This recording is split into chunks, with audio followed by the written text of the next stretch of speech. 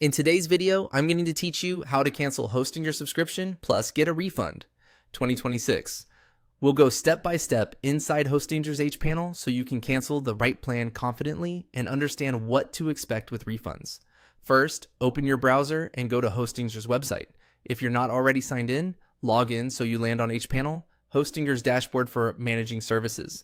Take a moment to confirm you're in the correct account, especially if you manage multiple sites or clients. From the homepage, look toward the top area and click on My Account.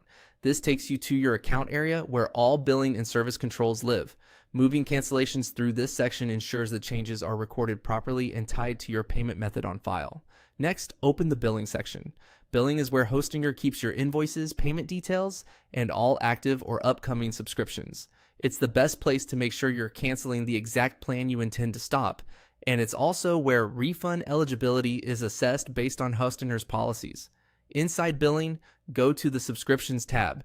Here you'll see a list of your services, their renewal dates and statuses. If you have several plans, take a moment to identify the one you want to cancel by checking the product name, term length, and next charge date.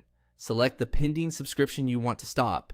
Pending typically means the upcoming renewal hasn't been charged yet, or the plan is queued for the next billing cycle. Choosing the right item here avoids interrupting any other services you still need, like a different hosting plan or email add-on. Once you've selected it, click on Delete. You may see a confirmation prompt explaining what will happen after deletion.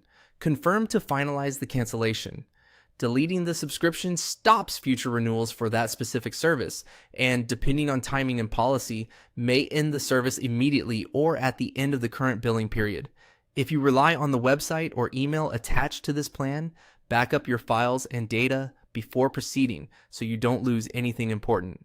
After you cancel, keep an eye on your inbox for a confirmation email. Refunds generally follow Hostinger's money-back terms and the payment method used. Processing times can vary by bank or card issuer, so it's normal if it takes a few business days to appear. Note that some items, like domain registrations, often have different refund rules than hosting. That's it.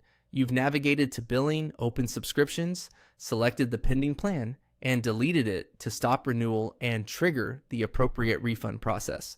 Thanks for watching, and I hope this helped you cancel cleanly and with confidence.